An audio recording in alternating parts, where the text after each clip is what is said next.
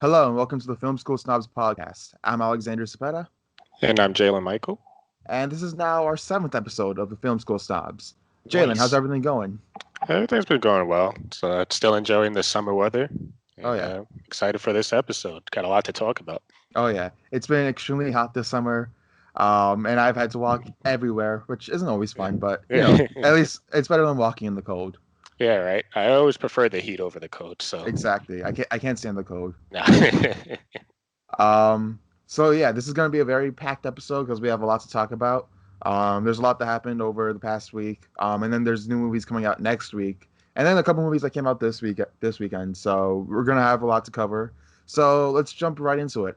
Um, the NBC just announced that The Office will no longer be on Netflix starting in the year 2021, and it will only be available on the NBC streaming service. And just when you take into consideration how many streaming services there are out there, geez, there's way too many, and there's more to come. Oh yeah. So my first question for you, Jalen, is how many streaming services do you currently use? Whether there's someone else's account or you paid for it yourself? Uh, Actually, so let's see. I have Netflix. I have Hulu. Amazon Prime, HBO Go, and I have AMC Premiere. So Hmm. that's five so far. And then there's some more that I'm actually looking to get later this year. So Hmm. yeah, it's already a lot. Yeah, because me personally, do you have a cable box in your house? Only in my mother's room. Only in your mother's room? So like in your room, you don't have one. You only use streaming. Yeah, only I have we actually have three Apple TVs set up in each room, so we just stream Gotcha. everything from there. Yeah, no, it's basically the same at my house. There's like one cable box in the living room, and then Hmm. every other room, like even the TV living room, like we have like the Apple TV or smart TV, whatever. Yeah. So we're not really using cable as much as we used to. Oh yeah. Me personally, I use Netflix, Hulu, Amazon Prime, HBO Go, and then I have the Criterion channel. I used to borrow my friend's DC subscription, but I All lost right. the password and like I don't know if I want to watch a lot of the stuff on there. What do they have on there? They had Titans, which I saw the first couple episodes Right. for. That was not that great. Doom Patrol is apparently really good, and so is Swamp Thing. But Swamp Thing got canceled All right, I did a- hear about that. after the first episode. Yeah. And then Young Justice, which was like the one I really wanted to watch because I Hmm. was so disappointed when they canceled it. Uh, well, And just looking at what else is out there, you have CBS All Access, hmm. like we mentioned, DC All Access Universe. Disney is coming out with their own streaming service for like Star Wars, Marvel, and like all their animated stuff. And then you have Apple releasing their streaming service too. Yeah, all right. Um, and Jen, just like, what are your thoughts on this oversaturation of streaming uh, services? well, I think it's funny because I mean, the whole point. Uh, I remember when Netflix was first being marketed and even like with Sling TV and all that stuff, it's like, oh, don't subscribe to all these packages for cable, save money and get the stuff you want. Hmm. But now it's like, oh well, we have some exclusive stuff. Oh, but wait, we have some exclusive stuff. So now you're gonna want to buy both, and you're pretty Yeah, much paying the same price that you were for cable. But exactly. I do say though, I think the quality is a bit better than most of cable, but still, it's still a lot. Yeah, I definitely agree. They're just like they're offering so much, which all of it sounds really great. CBS has their Twilight Zone and Star Trek Discovery. Disney has like all these Marvel shows and all these Star Wars shows that they're planning, and then Apple TV has their shows they're planning. Right. And I want to watch them all. They all sound amazing. Yeah, I just don't want to pay all the money. exactly. And I mean, I'm not one to bootleg and illegally stream online, but with the way these things are going, it's like you're kind of forcing some people's hands to. Yeah. And it's just interesting because you look at Netflix, like when they first started, at first it was just, it's all these other companies, movies and TV shows. Hmm. And then like after a while, they built up the confidence, like the financial support to say, you know what, we can create our own thing. So then they made House Exactly. of Cards, Yep. Orange is the New Black, all the Marvel Netflix shows. Yep. And, that was a huge success, because we have these like really well produced shows. A lot of them like range in quality now because like they've produced so much. Right. But it's really impressive nonetheless. Yeah. And now every other streaming service is trying to jump on that bandwagon. Then every other cable channel is like, oh, we should do that too. And then Hmm. every other movie company is saying, hey, we should do that too. Yeah. And it's too much at this point. It's way too much. And I wanted to go back to the Netflix because yeah, you're right. Like the quality it does range now, but Mm, it's also because like they throw so much money at just any type of talent. Like remember when what was it, Cloverfield, when that got hyped up? mm. What was it, Paradox, was it? Yeah, Cloverfield Paradox. Right. You know, they spend so much money on the marketing, well, to develop it, and then on the marketing for it for a surprise release. Once Mm, it comes out, everybody's like, "Oh, well, this sucks." Like, yeah. you spent how much on this? Well, I think that's an interesting case. You get stuff like that, and Andy Serkis's Jungle Book movie. I Right. think it was just called Mowgli, and so Mowgli, like yeah. they make these movies, and like the studio looks at them, they're like, oh no, I don't think that's gonna make any money, and so they're just like throw it on Netflix, let them have Yeah. it. We'll make some of our Yeah. money back that way. Yeah.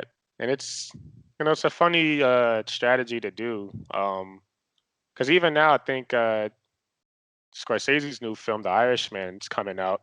Mm. Apparently, I believe Deadline or Variety, they reported they spent $150 million on. They gave him 150 million to develop it, and it's like, that's Scorsese, so it's tried and true, but Hmm. still, it's like, good God, you're spending way too much money on your projects here. Yeah, Let's and that's focus on something quality control. they would spend on like all these like big budget movies like your Mad Max Fury Road or your Marvel Right? movies or like it is less than like these Star Wars movies, but Yeah. even then like they're spending like 150. Usually the budgets are around 150 million, Exactly. and So so I mean it's Martin Scorsese, so like his name is gonna like people are gonna watch it because like oh he made Goodfellas, he made Wolf of Wall Street, he made these yeah. movies I really like, so I Right. understand investing in that. Um, I just find it really interesting because we're getting at an age where people are getting tired of going to the movies. They cost too much. The snacks cost too much. Mm-hmm. Some people find the seats uncomfortable. There's like a local AMC near me that I can't stand because whenever I go in, like the snacks are so overpriced and they're trying so Yeah. hard to be fancy. It makes things like really annoying. And then I go and I sit down and I can barely fit in these seats. These seats feel so tight. And so I just stopped going to the theater altogether. I rarely go there. Right. And all these movie theaters they're trying to like compete against movie streaming services, and Mm. then they're going to like all these extremes. But in my opinion, they're making the movie theater experience less appealing. Right. And I definitely agree with that because, especially just because the whole idea of streaming from the comfort of your own home, especially for something that you're not really willing to risk spending money on, just because either it's a new concept or it's an original film that doesn't look all that appealing. And Hmm. so, just being able to watch it from the comfort of your own home as opposed to sitting in a crowded theater in uncomfortable seats, eating expensive food next to rowdy people who are probably texting throughout the 2 hours you're there. Oh yeah. It's very hard to compete now. And that's Hmm. coming from someone who loves going to the movies. Like I love the theater experience. And I Hmm. actually am kind of bummed out that streaming services are kind of taking over, but at the same time, it's like I understand it completely. Like it's way Hmm. more convenient. Yeah, because like I'm the same as you. Like I love the movie theater experience. I love seeing movies on the big screen, all these like big blockbusters, or even like the smaller indie movies. I just love Right. supporting them in theaters.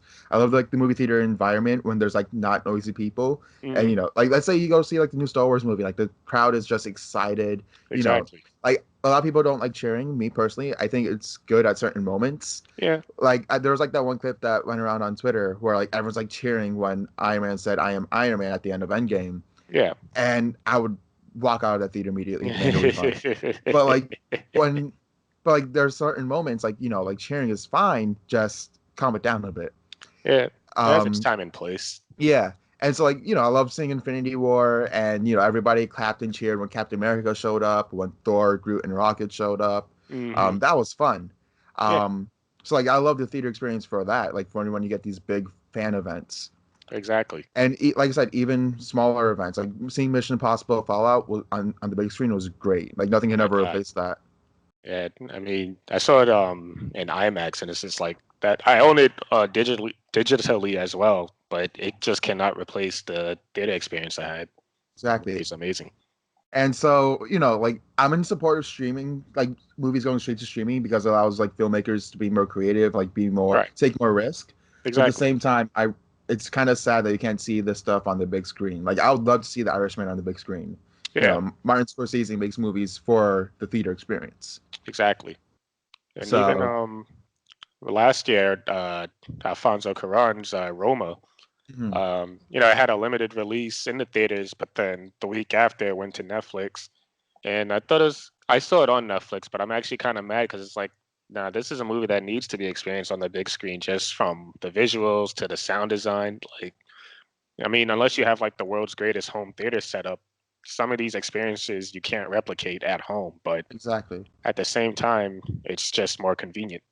hmm I saw same thing here. I saw Roma on my TV in my room on Mm, Netflix, and the way that movie shot, it was made for the big screen. exactly. And so I was really disappointed I never got to see it on the big screen.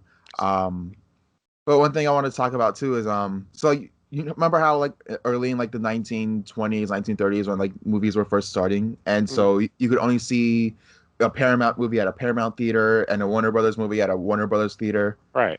And it seems like we're moving back to that way with streaming Yeah. services, with like every single movie company trying to create their own streaming service. What are your thoughts on that? And I think that's a great point. Because even with, Disney Plus, well, Disney had their whole deal with Netflix where they licensed out their films to Netflix, and now we're Mhm. seeing them kind of roll it out in preparation for Disney Plus. So it's like, hey, you want to stream all the Marvel movies? Buy this subscription now. You want to, and Warner Brothers are jumping in too now. It's like, hey, you want to watch? I don't even know what Warner Brothers, DC, I guess. Mhm. You want to watch our movies? Come buy our streaming services, and it's little pockets here and there that you have to spend money on rather than just one conglomerate thing. It's kind of unfortunate for consumers. Yeah. And like you said, like we keep going this way, then yeah, some people are going to start moving to bootlegging this stuff, looking at Mm, watching this stuff on illegal sites, which is really sad because Netflix was a very convenient way to like pay a little bit amount of money and yeah. watch all this stuff. I could watch Glow, Stranger Things, Hmm. Daredevil, and then outside of their originals, I could see like so many other great movies and TV shows. Right. And I never had the guilt of bootlegging, but I had the convenience of bootlegging. Yeah. So, and that was great. And now it seems we're just moving away from that, and looks like I gotta start bootlegging again. Listen, man, I won't tell if you don't. Mhm. But I also think it's funny too, because I mean, I'm thinking back to when I first had Netflix, and this is back in I want to say 2008. Mhm. And at the time, I had a cable box in my room, and we also had the Nintendo Wii, and that's when Netflix first came to that system. And so I remember at the time, like we would watch cable like before going to sleep, and we'll surf through the channels to, like Nick at Night or Adult Swim. It's like, oh, we saw this episode already because they only run the reruns. Mhm. And then we'll watch Netflix. It's like, oh, it's something new. But I think it's funny, like you look at it now, and it's like, well, we only do watch the old stuff that we've already seen on Netflix. Like, Yeah. I can't tell you how many times I watched How I Met Your Mother just on repeat over and over again, the same episodes. So it really does change the way we view and consume content. Mhm. Yeah, I definitely agree because like there are so many shows I've rewatched on Netflix or Hulu or like all these other streaming services when I could be watching something new. Yeah. That's like one of the things I miss about cable was like Mm, always like trying to find new stuff. right. Because I found that once I moved from cable to only streaming services, I stopped watching shows weekly. Right. And, Yep. like you had Hulu, which like they premiered the new episode like as soon as it was released, which was Mm, great. But even then, I didn't feel the energy to like watch stuff weekly. I got so used to like binge watching all binge. these other shows. Yep. I don't know. How do you feel about the whole binge watching idea? Because for me, like, I think it varies from show to show, where it's like Mhm. something like Game of Thrones. I felt like binge watching all the episodes straight through, it's more impactful for me to get the full story. Mhm. But then on smaller shows like with Barry, that's something I wish I watched on a week to week basis so that I could actually stick with the characters longer. So, Mhm. like, how do you feel about that? Um, I didn't really have much of an opinion on it until I saw this article where Joss Whedon did this interview about like the benefits and the what's the word? What's the opposite of benefit? Oh, wow, you got me at a stump too. I'm always at a loss for words. I don't know why, but I guess when I need it the most. But yeah, no, Mm, like the pros and cons. I'll stick with that. yeah. The pros and cons of like binging versus watching stuff week to week. And I thought it was really interesting because the way TV is structured and formatted, is that you can have this entire episode like explore this like one small part of a story, and they can end it off at a cliffhanger, and Right. then you're extremely excited to see where the story goes next episode. Even Hmm. with commercials, like everybody hates commercials, but they become an integral part of TV shows. Right. And and on this cliffhanger cuts commercial, and then you want to stick around because you want to know what happens next.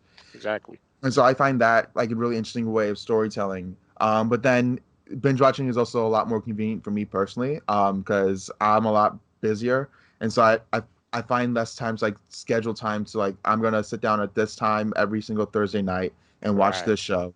I'd rather if I have free time, like I have time to watch. I'm watching Neon Genesis Evangelion right now. I'm on third episode. I'm like, oh, I have free time. I can watch it now. I can put it on real quick and I kill some time. Yeah.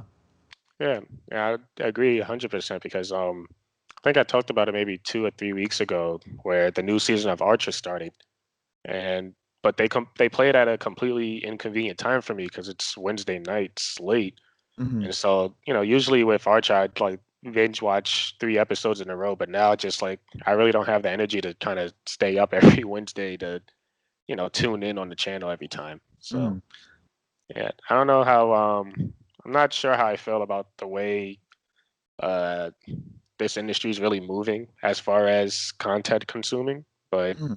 I don't, I don't know. I'm not really against it either. Yeah. I mean, I just want good movies and good TV shows in the first place. Hmm. I maybe I'm willing to compromise on the theater experience. I don't know. I love seeing movies on the big screen. I love seeing big blockbusters on the big screen. I love seeing smaller independent movies on the big screen. I Right, just love the cinematic experience. And right. but first and foremost is like putting out good stories and putting out interesting stories and like the director's complete vision. Hmm. Um, so yeah, just like you, I'm really conflicted on where the industry is moving right now. Yeah. And I mean, on the flip side of that too, I mean, we both talked about the movie theater experience, but if we're being honest, there's like a lot of movies that play better watching it from your home environment. Like, Hmm. I believe we just saw Late Night. Was this 2 weeks ago that we reviewed it? I believe so. Yeah.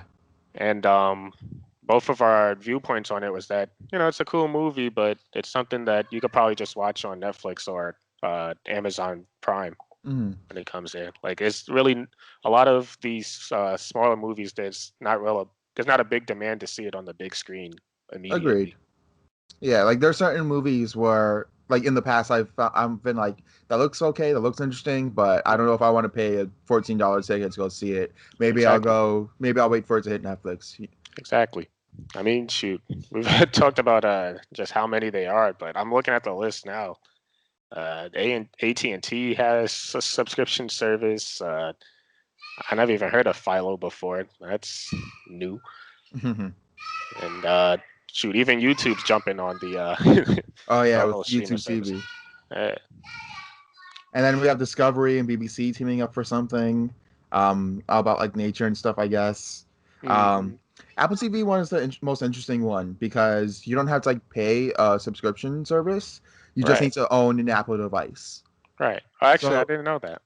yeah, I was just reading up on it because I'm like, oh, Apple TV, that sounds interesting, but I don't know if I'll get that. And it's like, oh no, you have an iPhone, you get it for free. Oh, wow. Yeah. Okay. Yeah. So I guess, that's interesting because you'd think, like Apple would probably like run out of money from funding all these shows, but Yeah, then again, it's Apple. They're competing with Disney and Google to take over the world.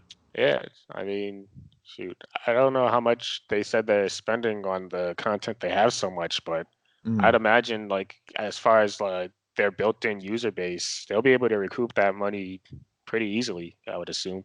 Oh yeah, and it's interesting too because like they got a lot of interesting shows coming out. They have Steven Spielberg's series reboot of Amazing Stories. I haven't heard of that. Mm, Um, Drama with starring Reese Witherspoon and Jennifer Aniston. right, J.J. Abrams is producing a show. Damien Chazelle, M. Night Shyamalan, Oprah Winfrey, like they're all producing stuff. right. Um, and it says right here in the article. I'm reading from consumerreports.org. Apple has Hmm. previously said that it's earned making $2 billion for video content. And the company already owns like a couple of original shows, like Planet of the Apes and James Corden's Carpool Karaoke series. Okay. So I guess they already got their foot in the door with like video streaming and video shows.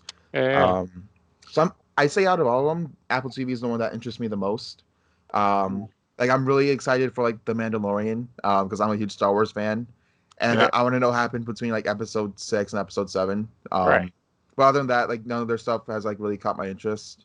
I get that. For you, what's the one you're looking forward to the most that you'll maybe most likely pay for? That's actually funny. Disney Plus is actually the one I'm looking forward to the most. For the same reasons, like the Mandalorian show. I, from the leaked footage that I saw, John Favreau, he looks like he's not going to disappoint again. Mhm. And then even with the Marvel shows, I'm looking forward to seeing Sam Wilson and Bucky Barnes team up. I've liked their chemistry. And then even past like the new content, it's just like a whole like Disney owns everything. Yeah. I think we talked about this last week too, but they own everything. So just to have a convenient place to watch not only Star Wars and Marvel, but Disney live action movies, the Pixar films, the animated films, 20th even Century Fox movies. yeah, the Fox films, even the Disney Channel shows that I used to watch when I was younger. It's like, I'd actually pay solely just to watch Proud Family again, and Mhm. that's not. I'm not lying at that. But Mhm. yeah, I mean, I believe they said it's $6.99 a month. They're starting off at. Oh, that's a pretty good price. Yeah, I mean, I assume they're gonna jump it up, as they go along, of course. But Mhm. to start it off with that, that's highly competitive. And Netflix, I don't know if I'll like it enough to cancel it. Um, Mhm. Depending on how Stranger Things season 3 goes, which coming out this week, I'm very excited for. Same here. So we'll see how that goes. But Disney Plus is the one I'm keeping my eye out for. Mhm. Yeah, so I guess from there, let's move on to our next discussion. Next week we have two movies coming out: Midsummer and Spider-Man: Far From Home. Oof. So we're going to be discussing Hereditary and Spider-Man: Homecoming. Let's go over Hereditary first because that's going to be the more civil conversation. Um, so yeah, I love Hereditary. What about you, Jalen? Yeah, I like it a lot. I remember when I first saw it, I was actually actually go back to 2017 when It Comes at Night came out, Hmm. and I remember the trailers for that. It marketed as this big horror film. It's gonna be so scary. I think critics had labeled it scariest movie of the year, and then you see it, and it's thriller slash drama. And Hmm. so going into Hereditary, I kind of had a feeling like, all right, well, I don't think it's gonna be horror scary, but I'm sure it'll have some creepy imagery. And what you get out of it is like an actual good family drama with some very tense moments in it. And it's Hmm. like, what? Yeah, I still don't understand how Tony Colletti didn't get nominated for an Oscar, but I'm, I'm kind of gotten over it. But Hmm. Hereditary itself, yeah, this movie is really good. Yeah, no, same here. I remember I saw that one on my birthday. And then I came out of the theater sick. I think I must have gotten sick at the theater. I like a really bad cold for like the next couple of days. It was the worst.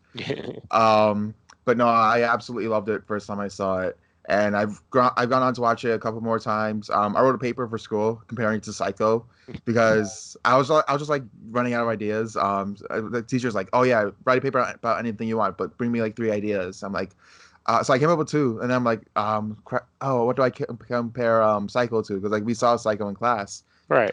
and so I'm like, I'll just compare it to Hereditary. That was just like something I came up with on the whim. And then the more I thought about it, I'm like, oh no, those two movies are very similar actually. Because you got themes of like mothers like controlling their kids even after Hmm. death, Right. about like family and like their horror movies and stuff. And so yeah, I absolutely loved Hereditary. Um, and yeah, so I guess to start off, I want to talk about the big twist that happens like within like the first 30 minutes, which I did Yeah. not see coming. Actually, Spoiler spoiler alert for Hereditary. It's been out for about a year. But if you haven't seen it, I highly recommend it. Jalen highly recommends it. hmm So Jalen, what were you about to say? I know I was gonna say I actually have a really funny story about that big reveal because I remember when the movie first came out. I can't remember what I was. It was either Ocean's 8 or Hotel Artemis, And then my movie ended early, so I walked down and I peeked into the next theater where Hereditary was playing.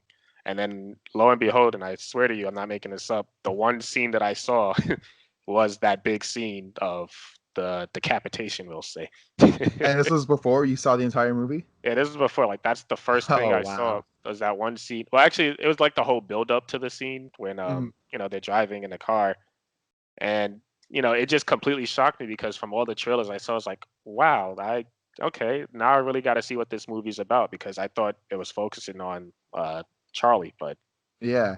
No, same here. The trailers made it seem like the ghosts and the demons are like solely going after Charlie. mm, And so when they kill her within the first act, I was like, whoa, okay, where are we going from here? It was the Thanos decapitation before it was cool. yeah, right, yeah, they're Uh, just copying them. yeah.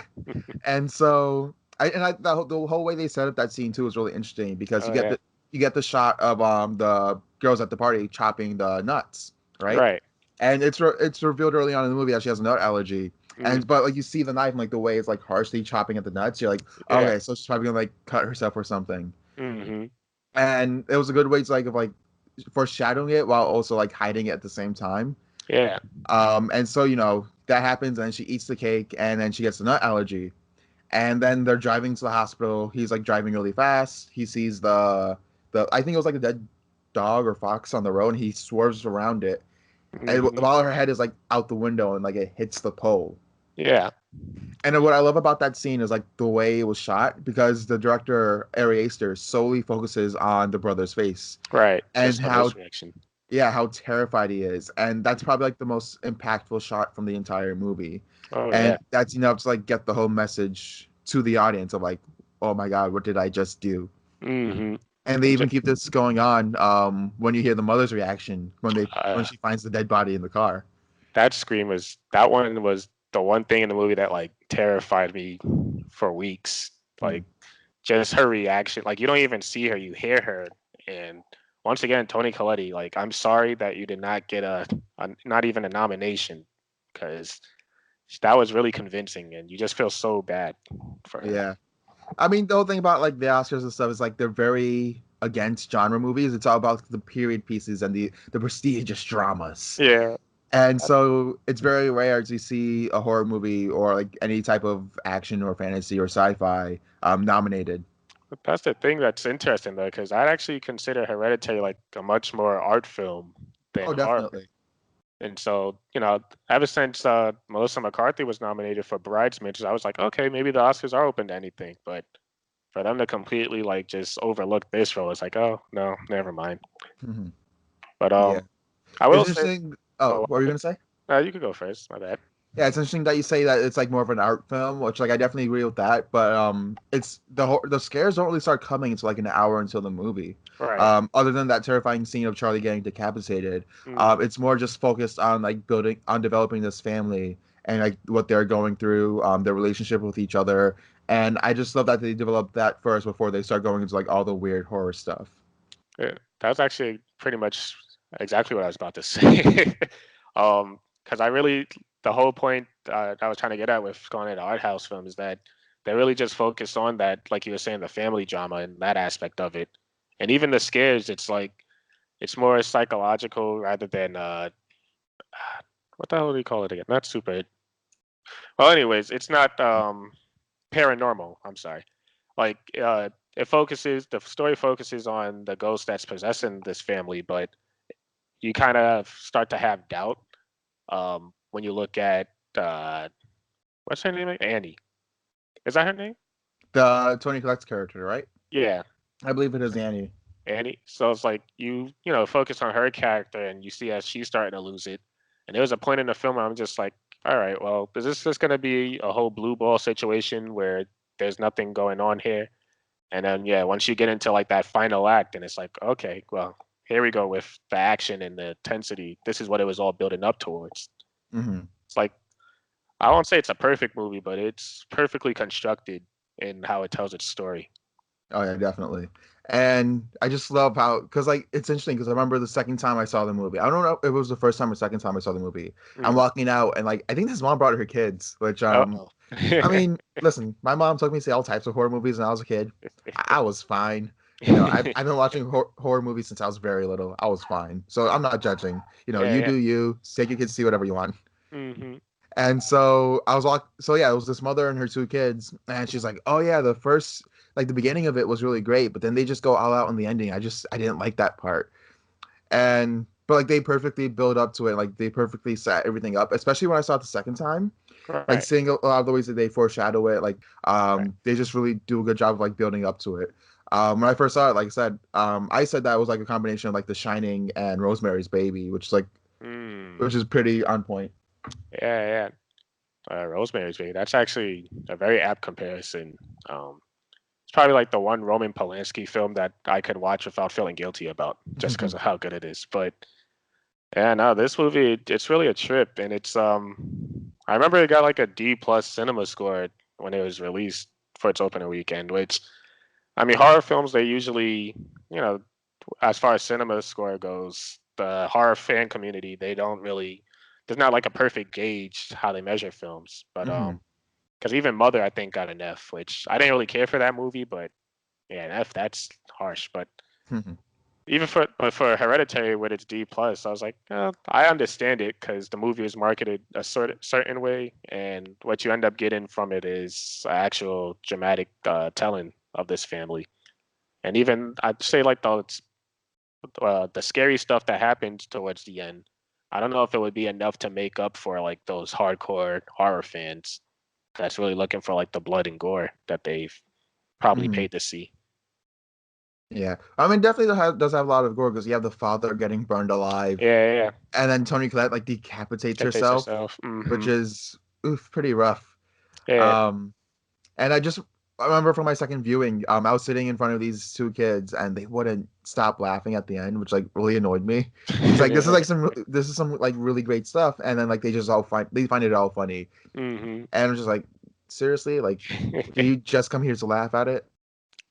I feel like that's what because usually a lot of horror fans they do come to the see horror movies just like to laugh at it, which I always Mhm. found inappropriate. But I guess people just do what they do. Yeah, I don't know. It's like it's different with something like Hereditary, which I feel like is more artsy. Is the best word I can think of. Hmm. And then you get something like Child's Play, which is definitely a lot more comedic than most horror movies. Right. I mean, granted, I haven't seen it, but like the whole Chucky franchise is meant to be like kind of campy.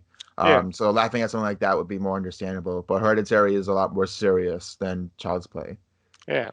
And even Ari Aster's other work. Well, the only other work I've seen from him is Strange Thing About the Johnsons. Mhm. Even that movie, like I can understand laughing at it. Like personally, I chuckled throughout that entire film just because of how absurd it is. But Yeah. it still is like a serious, dramatic film. Mhm. I mean, granted, I will say about the strange thing about the Johnsons is, first of all, it's like extremely disturbing, but pretty well made. But a lot of the acting and like the dialogue is really laughable. Yeah, I would laugh if it wasn't so disturbing. yeah.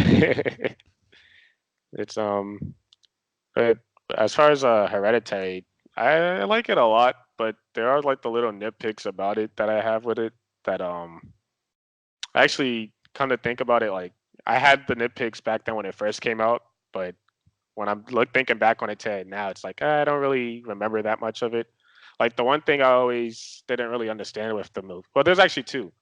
The first one I never understood is why did Andy send Charlie out uh, with Pete to that high school party and Oh yeah, not that's send him an stupid. EpiPen? Yeah, and I mean, she has a nut allergy, so you could at least send him with an EpiPen. But Mm. I But mean, like I even I have like the same nitpick, but the other thing too is like, why would you send like a 10-year-old kid to a high school high school party? party, yeah, that one. I mean, as tough as it's gonna sound, you kind of send your daughter out to die at this point. I'm just saying. And then the not even a nitpick. It was just a question I had that maybe somebody answered it for me a while back. But when Annie throws the book into the fire, how come the dad burned up instead of her? Um, Probably just like the demons messing around, like trying to mess with them psychologically is my guess. Okay, because they kind of constructed like everything in this movie for them to get their outcome, right? Yeah. Got you. Yeah, well, I mean, the other thing too is like when Annie first burned the book, when she first attempted to, she threw it in there herself, Right. and so it started burning her. The second time, the dad did it, or no, it was Annie who did it the second time. She Yeah. just grabbed it and threw it in there, but the dad still burned. Yeah. I don't know. I That mean, actually is a good question. I mean, it's not even something like against the film. It's just questions I've had, and then it's like any film you could go in and nitpick at, but with this one, it was like it did little stuff like that. That I honestly, I wish I rewatched the film before we talked about it so I can remember what it was. But it was Mhm. just little stuff like that that kind of like bogged it down for me.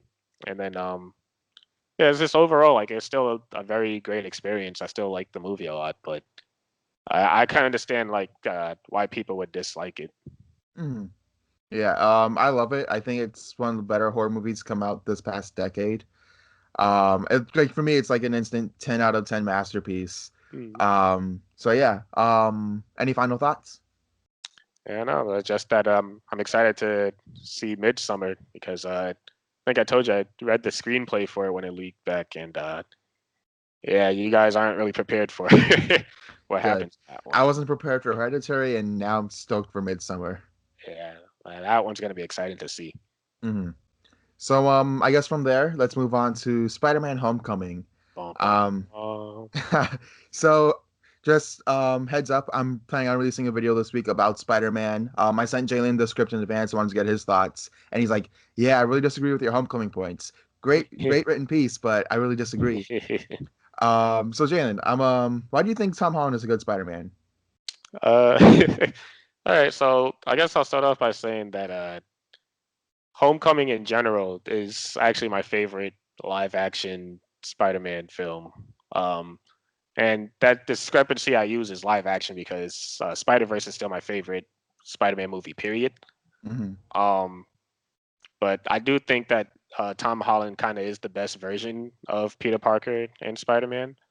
And again, this is also coming from somebody who like absolutely loves the Raimi films, and I even like the first Amazing Spider-Man to a degree.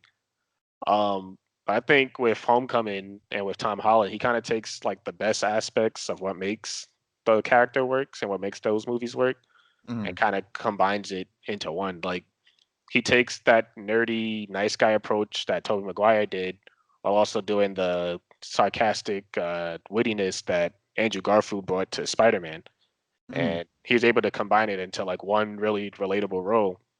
And then just the whole idea of bringing Spider-Man to a ground level, high schooler ground level, especially in New York. You know, me being from Queens and going to high school in New York myself, it's just instantly became relatable to me. I was able to reflect on the big screen and say, "Hey, I felt like I could have actually went to school here, and I could have hung out with this guy. He's I don't know. The PS4 version too, I think, is also up there, but Tom Holland is the one Spider-Man where I was like, yeah, I think they really nailed it this time. Well, I'm glad you enjoyed Tom Holland's Spider-Man. I don't even Tom Holland, the actor, I think gives a great performance. Definitely better than Andrew Garfield, who I think he tried the best he could with the script. Yeah, But I think Andrew Garfield's Spider-Man came off his Peter Parker came off as like way too cocky, especially in the second movie.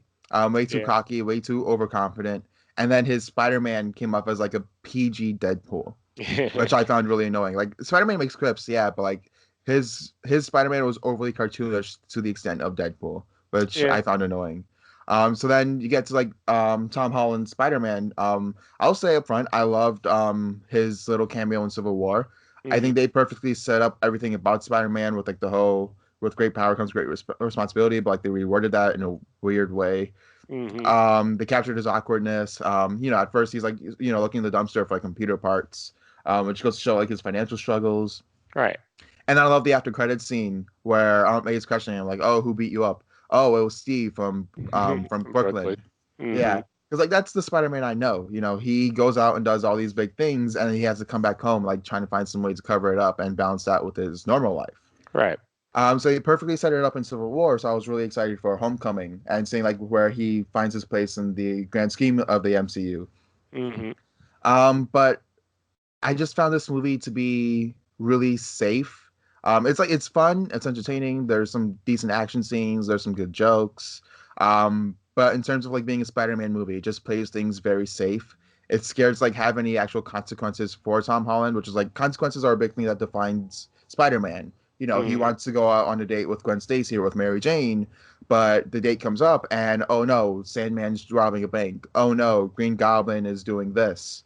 And I feel like a lot of that is lacking from Homecoming. And when that does come up, and he has like ditch his friends, he gets easily forgiven and doesn't like I said, there's no consequences. When Peter Parker ditches the party to go stop the Vulture's henchmen, there's like a little thing between Ned and Peter where he's like, "Hey, you ditched me at the party. Oh, I'm sorry, I had to fight some henchmen. Oh, it's okay, I forgive you."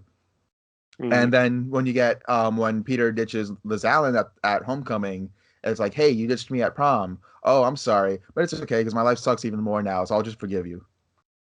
Yeah. I don't know. I don't know, because I thought the consequences they were actually there. And even like the situations you were saying that appeared in Spider-Man 2, I feel like they expanded on that even more in Homecoming. I mean, like the three big plot pushes of this movie, it's all heavily focused on uh, that whole idea of Peter having to choose to be a teen or a hero. Mm-hmm. And like the first situation is at Liz's party. Like you were saying, he had to bail on Ned. The second one was the DC trip, and then the third one was the homecoming dance. And then I know you said like his friends kind of easily forgive him, but I actually kind of like that, especially with Liz. Like I like that she was actually kind of mature enough to understand Peter. Like, yeah, I'm upset with you, but I honestly just hope whatever you're going through, you're able to figure it out and able to find happiness with yourself. Like, that's actually kind of like very mature for a senior in high school. It's like good. That's actually a good character there. And then Mm-hmm. going on the whole idea of not having any consequences. I mean, the whole thing is, he had to lose his girl because he was Spider-Man.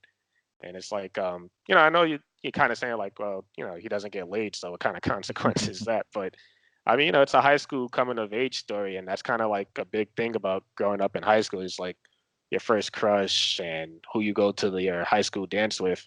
So because he had to put the safety of New York City over his own happiness, he had to lose out on that. And I think Mm-hmm. that's kind of like a big part of what makes Spider-Man Spider-Man. Yeah, I definitely agree with that. But just like I feel like what little consequences are in this, it's just easily brushed over and doesn't actually have an impact on Peter Parker's personal life. Even the ending when Aunt May learns that Peter Parker is Spider-Man, it's a little joke. It seems like in Far From Home they barely confront that, which should be a big plot point because like this is Aunt May, this is the person who raised him, Yeah. and she should have like there should be an emotional moment in Peter's life, but instead, oh, it's a nice little joke and I didn't like that about the ending of the film. Ah, I guess we just kind of disagree on everything. I mean, I can see that, but for me, I thought it was kind of like the big, ending point. It's like this changes everything for Peter now. It's like, oh wow, we've seen so many iterations where Aunt May doesn't know, or even in the Raimi films, it's like it's hinted at that she does know that he's Spider-Man, but she's very coy about it. It's kind of annoying, but you know, I got to see Far From Home first to see how they do address that. But I kind of like this new dynamic between the two. It's gonna bring it to a more personal level, I think.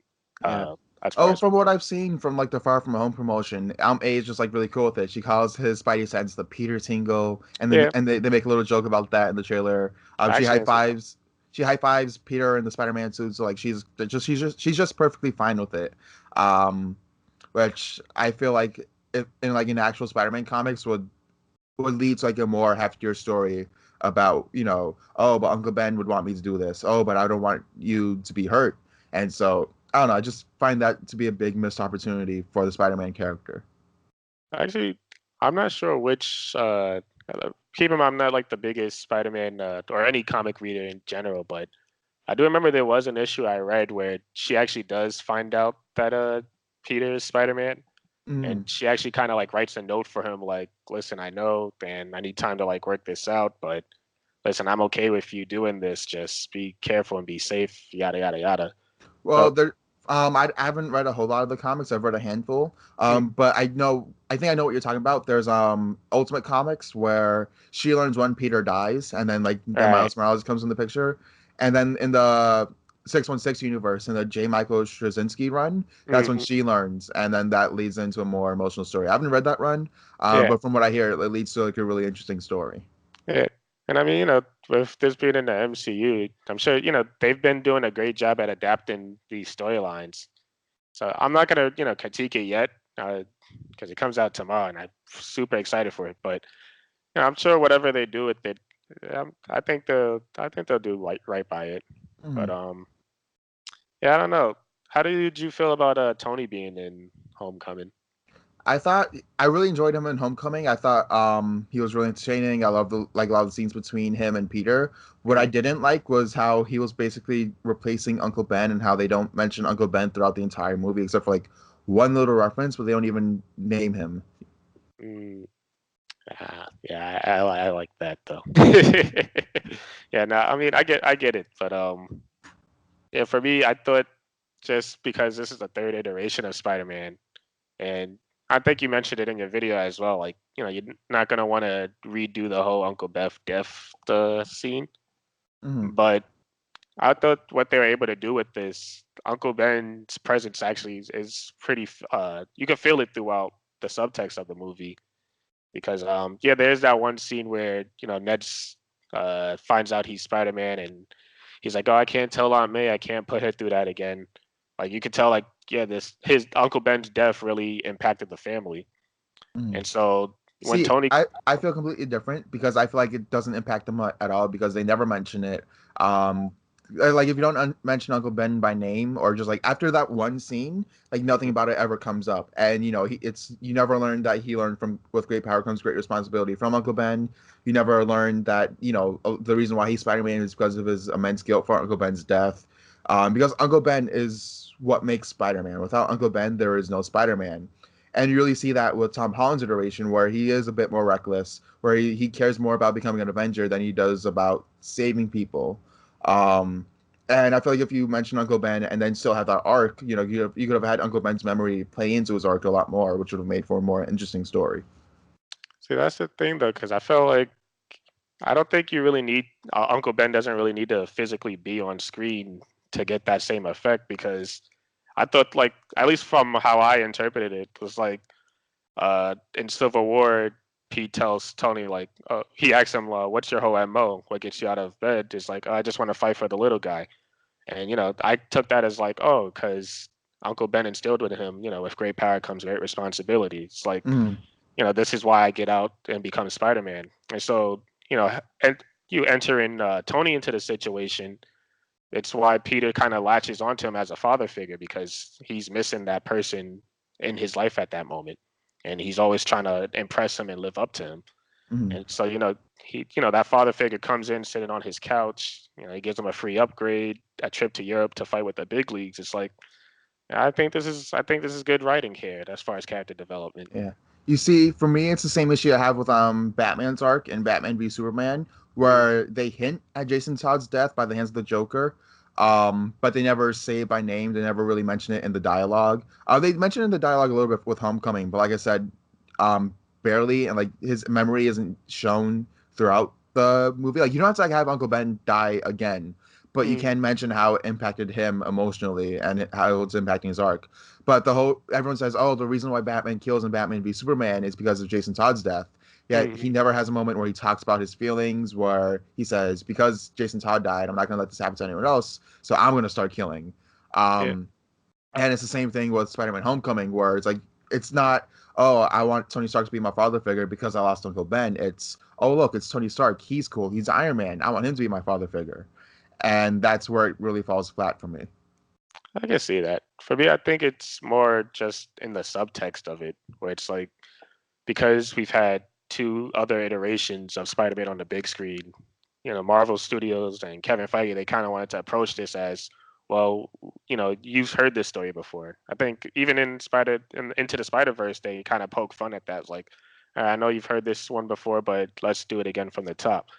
And Mm-hmm. it's like you're supposed to connect two and two together as to why he latches on to Tony so much. But at least that's just how I interpreted it. So Well, even talking about Spider Verse, like they don't go over Uncle Ben dying again. Like they quickly mention it in the beginning, and then mhm, you have that one great scene after Miles loses his Uncle Aaron, and so mhm, all the Spider people surround Miles, and Peter's like, "Yeah, I lost my Uncle Ben." Spider-Man Noir is like, "I lost my Uncle Benjamin." Gwen yeah, Stacy says, "I lost Peter." Penny Parker lost her father, and it's like I said, you don't have to go over Uncle Ben's death again, but mentioning it and showing how it impacted Spider-Man is just what important. It's like the growth of Spider-Man and his arc. yeah. I agree with that, but my point was being that uh, I feel like his presence, and I know you say you disagree, but I felt his presence was actually there since Tom Holland's first introduced in Civil War, and that carries on into Homecoming and then Infinity War and Endgame. And then to see how his arc continues out with Far From Home and where they go from there, I think they've done a decent job at that. Hmm. Well, we'll agree to disagree. Yep. I don't hate Homecoming. I think as a movie, it's fine. It's perfectly entertaining. Vulture's a great villain. We didn't touch on Vulture. I thought he Yeah, was great. Michael he was Keaton was amazing. great. I love the scene in the car where he pulls out the gun on Peter. I thought that was a great Mhm. scene. Um, He's- yeah, there's a lot to enjoy in this movie, but for me personally, it misses a lot of things for to be a real Spider-Man story. Yeah, and I get that. I mean, everybody's gonna have their own attachment to their own version of Spider-Man. I think we've even talked about this before. Mm, Um, everybody's gonna have their little elements that makes Spider-Man special to them. For me, it's Tom Holland. Even just like the little things, like even his intelligence, I thought played a better role in Homecoming than it did in the previous movies. mm, Showing how he makes his formula and how he escapes from that facility using math somehow. But that's besides the point. Um, yeah, and I just appreciated the whole aspect of this being a high school story. So this one is going to be special to me. Um, and I do appreciate how small scale it was. So I don't know how Far From Home, how I'm gonna feel about it now that it's blown up, more action size, but I'm mm. sure it'll still be good. Yeah, I mean, I've heard a lot of good things about Far From Home from people who didn't like Homecoming. Like, I followed Movie Bob, and he was like, he's definitely one of Homecoming's biggest critics, and he gave Far From Home a positive review. So I'll Okay, probably end up liking this one a lot more. okay. Yeah, that'll be Uh, kind of funny if we come back and review it and you like it while I dislike it. yeah. Um, so yeah, I guess Homecoming. We both have different views on it. That's just like Spider-Man in general. That's what we learned from Spider-Verse. Each Mhm. Spider-Man is different, and that's what makes him unique. Anyone can wear the mask. Anyone can wear the mask, exactly. Spider-Verse, best Spider-Man movie. I love that movie. Yeah, It's on you know, Netflix now. Watch yeah, it. for me, tied with Spider-Man 2. For me, it's like Spider-Man 2 and Spider-Verse are like the perfect Spider-Man movies. Yeah, Spider-Man 2 is amazing too. It is. It's great. Oh, happy 15th anniversary to Spider-Man Uh, 2. yay. So I guess from there, let's move on to what we've seen this week. So Jalen, I'm gonna let you go first. What did you see this week? So what did I see? Friday night, I went to this little shabby movie theater. It's the only one near me that was playing the movie yesterday, and yeah, I thought it was a cute movie. It's nothing I would like highly recommend people to see, but and I thought they could have offered more, but it's cute. It's enjoyable for the most part. Did you see it? I also saw this movie, Okay. and I would agree it's cute, it's enjoyable. But at the same time, the premise is something that's really unique. What Mhm. if the biggest, most influential music group of all time, the Beatles, just were erased from history, and only one person remembered it? And I thought, okay, that's a really great premise. I saw the trailer, and I was like, I don't think they're gonna do this so well. And then I saw the movie, I'm like, yeah, no, they barely did anything with that. Yeah, that was kind of like the biggest disappointment for me. It's like actually, I do think there was some clever things they did, Hmm. um, such as like how it shows like, well, if the Beatles did exist in our modern day and age, as far as like how marketing agencies moves now and how distribution works, how people consume music, like Hmm. you're gonna have people that's gonna come in and try to rework what made the Beatles work to begin with and reevaluate their music in a different way. Hmm. Like stuff like that was cool. I felt like it was a missed opportunity for them to not focus on that instead of making a very generic rom-com. And Yeah. that's what kind of bogged down this movie for me. Because I would say Lily James and the lead actor, whose name I forget, Himish um, Patel. Hamish Patel. Mhm. They have some really great chemistry. Their romance, it's done very well. Yeah. And but yeah, I would have liked more because here's the thing about like saying the Beatles never happened. Only one person from nowadays remembers them. Yeah. The music scene and like the whole political current that that really inspired a lot of the music from the 60s Hmm. is completely different from the music scene nowadays and like the political climate. Right. Because the 60s was when like baby boomers were really starting to like rise up and like protest against the government. Hmm. There were like anti-Vietnam, so you had the civil rights movement. You had like all types of things that like really helped influence music from the 60s. Right. And then, you bring the Beatles to nowadays and there's just like a lot of stuff you would have to like rework within their music in order to like make it fit nowadays. Because like so much of their stuff was about like the current climate at that time. Yeah, exactly.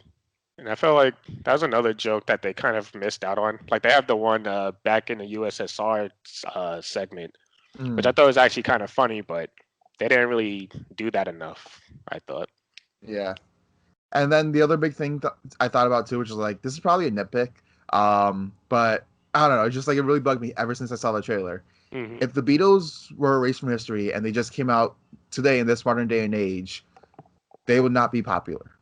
You don't think so? No, they will be such an underground band because they're such like it's they're of their time basically. Like their Right. music aged really well. They're really great music, but at the Hmm. same time, like they would not be on the same page as Ed Sheeran. In terms of popularity. Yeah. Well, I actually had a similar nitpick, but most of really just like without the Beatles, I don't think people like Ed Sheeran or even Coldplay would exist to begin with. But Agreed. I don't know. I feel like the Beatles, as far as like their music being of their time, I agree with that. But I feel like they've had hits like "Here Comes the Sun" and "Help." I think it plays well. I mean, and this is coming from someone who's far removed from the rock genre. Like, I Mm, love the Beatles myself, but I'm very much a casual rock fan. So I don't mm. know how people actually feel about the Beatles in modern day. But Yeah, because here's the thing about a lot of modern music. If we're talking about like the 2010s or what's on the radio right now, a hmm. lot of it isn't rock. It's more like these poppy songs where it's like Right. these fun songs to dance to, like these really simplistic songs. Hmm. Where I feel like the Beatles are like a lot more complex in their music writing and like in their lyrics and stuff. Whereas like you put on the radio, you have Ariana Grande talking about "Thank You Next." Oh, Um, okay. Right. you you have Ed Sheeran, "Shape of You." I'm in love with the shape of you. I hate that song.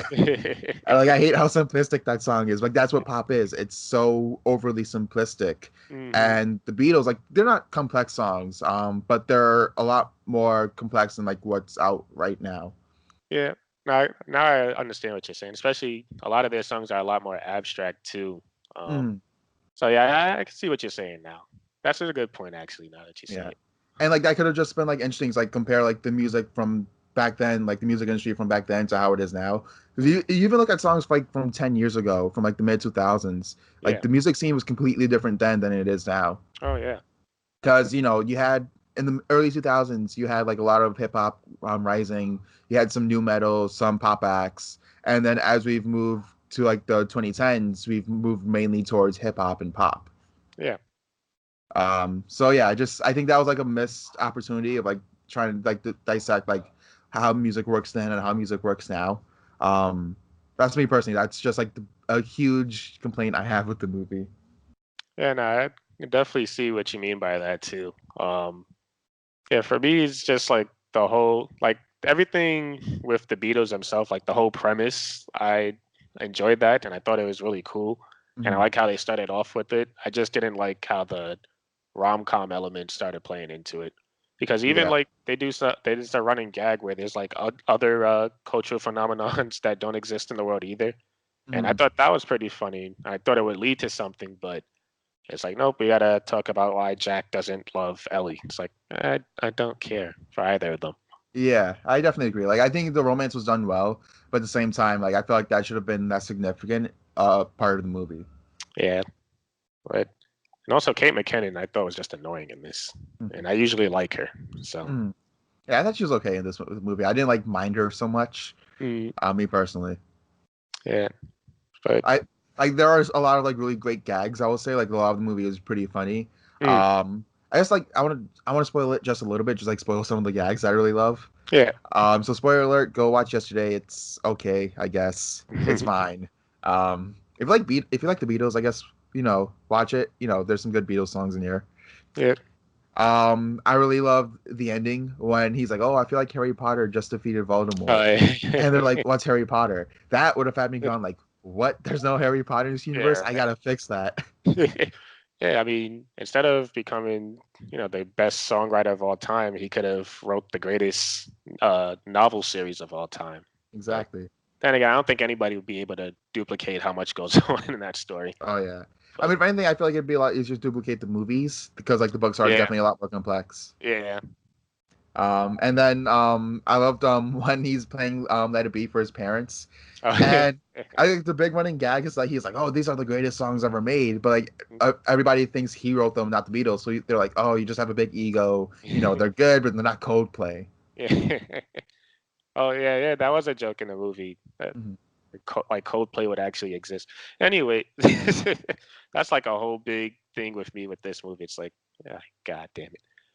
But yeah, no, I thought it was actually pretty funny throughout though, and that whole "Let It Be" sequence was like, you guys are the first people to hear this song. Can you just shut up for like 5 seconds? Yeah, because like he's saying this from the point of view of a fan, like someone who loves the Beatles, like who loves Mhm. the song, but yet they hear it as someone who just wrote the song and they think they're big stuff because they just wrote an amazing song, Yeah, and I think that whole gag is like throughout the movie is really funny.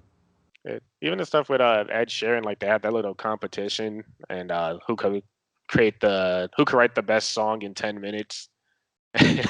He comes out, he's like, oh well, I guess you are the better songwriter. It's like, Oh, he obviously is. Ed Sheeran sucks. I didn't know you was such a hater against Ed Sheeran, man. I What's up? mean, granted, I've only listened to like a small amount of his songs, but from what I've heard, I don't like. I mean, this is the metalhead in me. Most metalheads dislike pop, so I just like when I listen to the radio and like whenever I hear "Shape of You," I hate that song because of how annoyingly simplistic it is. Like I don't mind simple songs. I'd rather a song not be annoyingly simplistic. I'd rather have more meat to its bones. I get that. But this is the film school snobs, not the music school snobs. That's the spin-off channel. Yeah, it's just gonna be me complaining about how like, oh, metal's the best. Why do you listen to Justin Bieber? Justin Bieber sucks. Rock on, Slayer. I don't even like Slayer, but Oh man. But yeah, I guess that's yesterday. I thought it's okay. Some cool things with the premise, and I thought the cast was pretty good throughout, but it's just a very average romantic comedy, and I didn't really care for that aspect of it. same here. So I guess from there, let's move on. Jalen, you saw a movie that I really want to hear your thoughts on. Yes, yes, yes. You talked about it 2 episodes ago. I want to say maybe three. Uh, I went to go see The Last Black Man in San Francisco, and it sucked. I'm kidding. Nah, this movie was actually really, really amazing. It might. I don't know if it'll make my top 10 by the end of the year, but the way this year is moving so far, it just might. Hmm. Um, I don't even remember who the director of this movie is, but in any case, I think if this is his directorial debut, then what a debut because this movie is very gorgeous. Um, there's a lot of absurd camera shots throughout this film. That's the whole purpose for it is to grasp your attention and keep you mesmerized through the entire 2 hour runtime. And it definitely succeeded in that. Just the way how he's able to fill up a frame with just like characters and background scenery. Like I could gush about this movie and the filmmaking of it like for as much as I want. And then the story itself, I thought was actually very well told. It touches a lot on gentrification and uh, actually, there was the funny thing is because I remember when we reviewed Shaft, I said, "Oh yeah, I thought this could have been a cool movie to touch on uh, definitions of what blackness is and black masculinity," but it failed at that. Then comes this movie and it completely shines at that, and takes it a step further with how it approaches that topic. And it's just something, as a young black male myself, it's like, yeah, this is actually something that I actually lived through, trying to fit in with different crowds of people and the different type of black people in my neighborhood and even in my family. It's like having that conflict of wanting to fit into all types of groups within the community. It's Mhm. like all the while, the community around you is being gentrified by people more who has more power over you. It's like there's a lot that goes on in this movie that I just think is amazing. And Jimmy Fails, he's the main character here. I thought he was like just this is one of the best performances I've seen this year from him. Uh, Even him and his friend, I think his name is Monty. I don't remember the actor's name, but yeah, man, The actor's name is, well, hold on, Jonathan Majors. Jonathan Majors. I liked him too because the film doesn't outright, say it, but you could tell like he might be on the spectrum a bit, and Mhm. his whole thing is he wants to be a screenwriter, which hey, I also want to be a screenwriter, but I suck at it. Uh, but yeah, I really liked their relationship and their dynamic, and they just gave brilliant performances. Yes, overall, I really, really love this movie. I don't know if I love it enough to go pay to see it again, but if it comes out on iTunes, I think I'll definitely buy it immediately because it is something I would watch just for like the spectacle of the cinematography here because Mhm. it's definitely one of the standouts this year, and I can't recommend it enough. Also, I found out that Brad Pitt had actually a hand in producing this movie, so Oh, that's cool. yeah, good pick for him. Mhm. I think Brad Pitt's been producing a lot from what I've seen. Yeah. He's been producing some really interesting movies. Hold on, let me pull up his. Okay, so he was the executive producer. I'm looking at his IMDb page right now for producer. Mm-hmm. He produced Vice, If Beale Street Could Talk, Okja. Wow, he's been producing some Ocha. he's been producing like some really like artsy type films. Yeah, yeah. I mean, and at least from Oh, yeah, Moonlight. He produced Moonlight. shoot. Yeah, so Uh, it's like mostly Annapurna and A24 films he's been having a hand in, so it's yeah, that's good pretty cool. picks. But yeah, this movie, like I said, I can't recommend it enough. I loved it. Yeah, same here. So far, it's my second favorite movie of the year. I really enjoyed this one. I really loved it. It's been a really slow movie. It's a really slow years from great movies. So far, I only have like a top five, where I'd say these are the not the five legitimately great ones, and the others range from from pretty good to like kind of bad. Mm-hmm. That's just me personally. I agree. Yeah. So I guess I'll move on to what I saw this week. I rewatched If Bill Street Could Talk. I kind of want to touch on that a little bit. Um, because this is my second time watching it. And the whole reason Mm-hmm. why I decided to rewatch it was I listened to a podcast between Paul Thomas Anderson and Barry Jenkins, Okay. where Anderson is like interviewing Jenkins about the movie, like saying, "Oh, I love this about the movie. I love this about the movie." And one of the things that like really struck me was when Paul Thomas Anderson said, "I'm so jealous of your close-ups." Because I remember the first time I watched it, like that's what really impacted me when watching the movie. Even in Moonlight, the close-ups are like really fantastic, Oh yeah. and because like he it just gets so intimate and personal with these characters in Mm-hmm. both Moonlight and Beale Street. um I love the way he shoots his movies, the way how they're really intimate, like these like handheld shots, um and you can just like feel the love between like any two characters. Beale Street is a really interesting case because this is a movie about African American discrimination and how like they're persecuted and like sent to jail for crimes they probably didn't commit. Mm-hmm. And like it's all told in the from the point of view of a romance movie, which Right. is like such an interesting take on this, but it works so well. Have you seen Bill Street, Jalen? Yeah, I did actually, and it's actually funny. In high school, we read the book by James Baldwin. It's one of my favorite writers, by the way. And yeah, the movie, I think it's amazing, and I'm actually very happy that I'm sorry, Regina King actually won for Best Supporting Actress because I think we talk about what's well deserved. I think she definitely deserved that. She put in the work for that one. Oh, definitely, 100%. But yeah, I love how intimate the movie is. I really love these characters. Like the movie does such a great job at getting me connected into their romance, into their relationship. Hmm. And easily my favorite part of the movie is when Brian, what's his name? Brian Tyree Henry. Henry, Yep. right? I said that right? Okay. Hmm. Um, yeah, his performance in the movie is the best part of the movie. He comes in, he completely steals the show, and he tells this horrifying story of prison, what it's like, and how, the white man persecutes him and other African Americans, and it's the most emotionally engaging part of the movie for me personally. Yeah, I thought he was amazing in this movie too. I mean, everybody in general was great in this movie, but and I loved If Bill Street Could Talk. I think it's Yeah. actually one of the most underrated films to come out last year. Oh, definitely, because like it didn't get as much buzz as Moonlight did. Yeah, no. Um, because I think I might prefer Bill Street just a little bit more than Moonlight, me personally. Hmm. I was like, really, was it nominated for Best Picture? If Bill Street Could Talk, no. Yeah. No? Well, it should have been because that movie was great. Yeah, you know what's funny is because this might go on. Sorry to cut into it, but Annapurna, they were the ones who distributed this movie. Mm. And they had actually like a lot of great movies last year from this. Sorry to Bother You, Eighth Grade. Um, but for their Academy Awards push, they chose to instead push Vice, which I mean, I understand what they were thinking because it's controversial, it's timely, but this Mm. is such a much better movie than Vice. Oh yeah. They screwed up big time.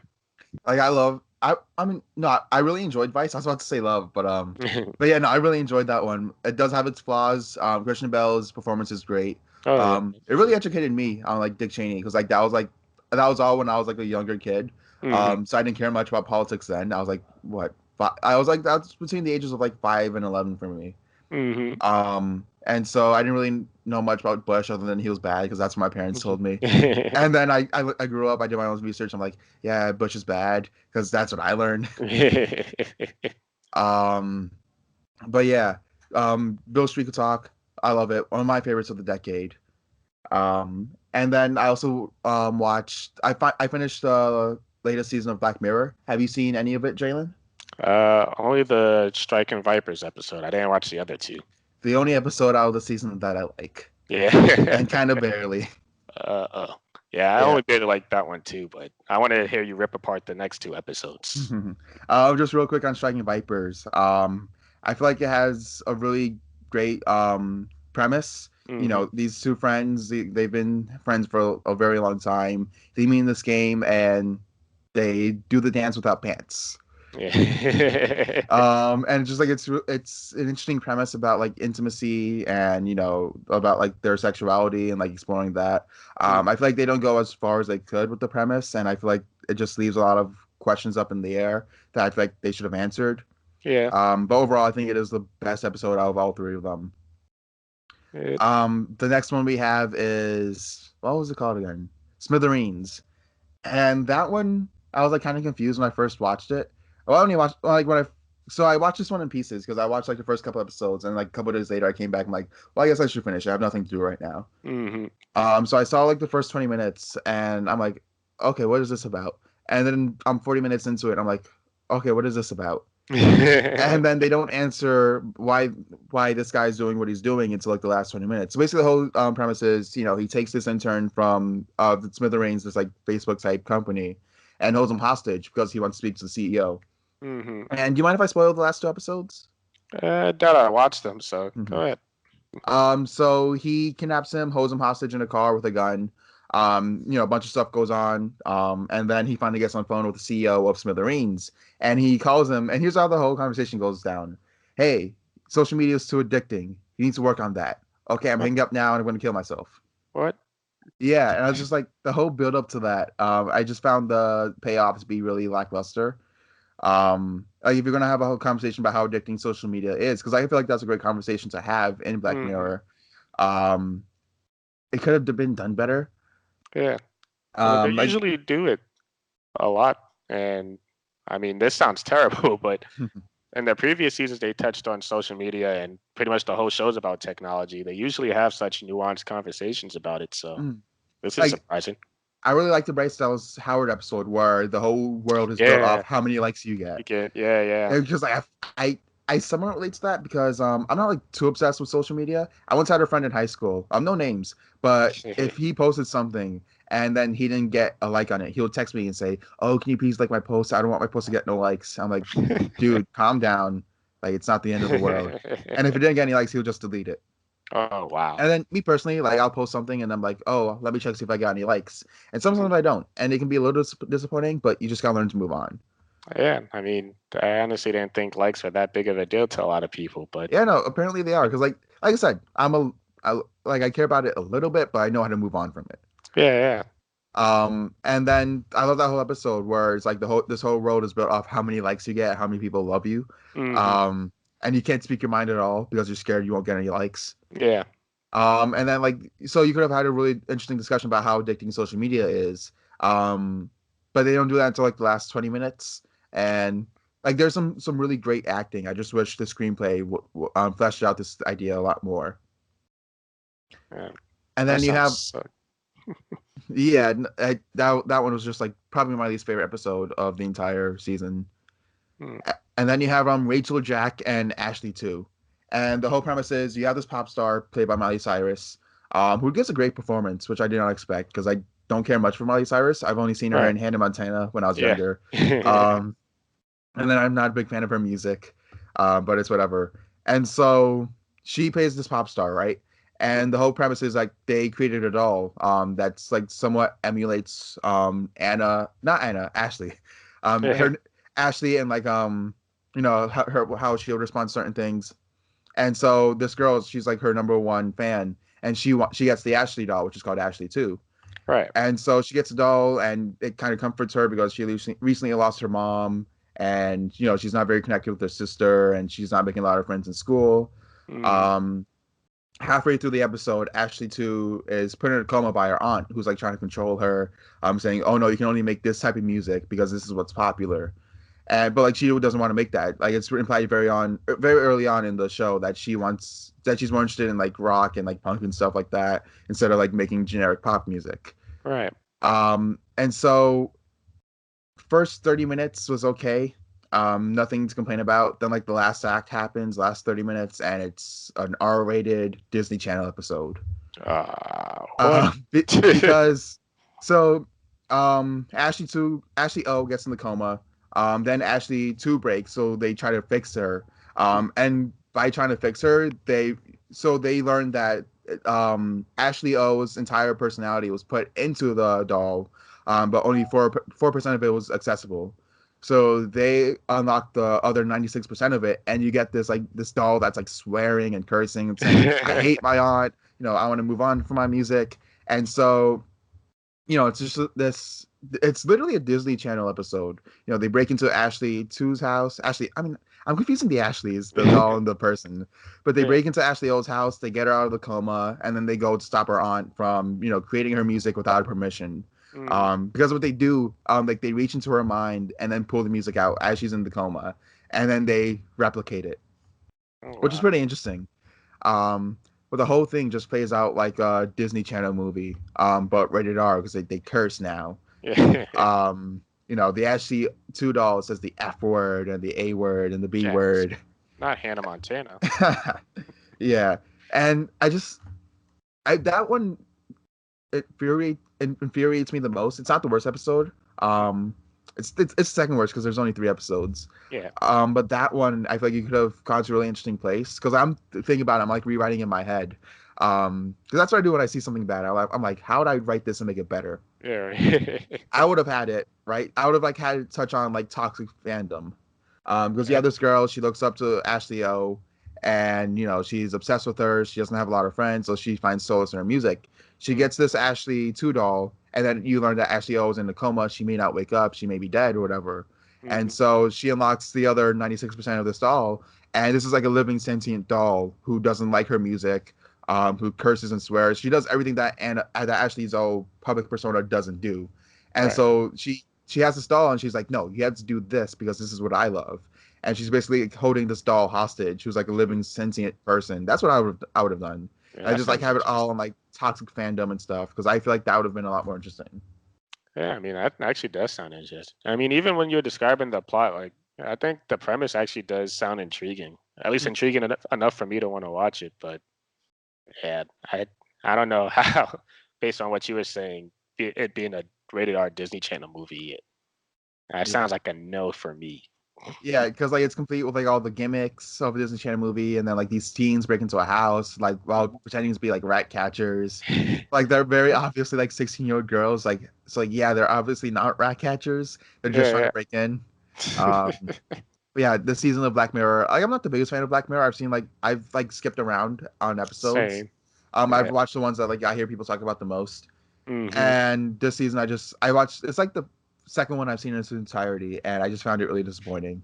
Like, what it has like really interesting premises, and like it wants to talk about really interesting things, but they focus more on how cool the premise is rather than the themes it wants to discuss. Yeah. I mean, that's just someone who's only seen the first episode, but as it sounds, it doesn't get any better. In fact, it sounds like it gets worse. So I think Yeah, I'll be skipping out on the next two then. Thank you. yeah, no problem. So right there is where we're gonna end the podcast for today. My name is Alexander Cepeda. You can find me on Twitter, Jedi Master Alex, and Letterbox.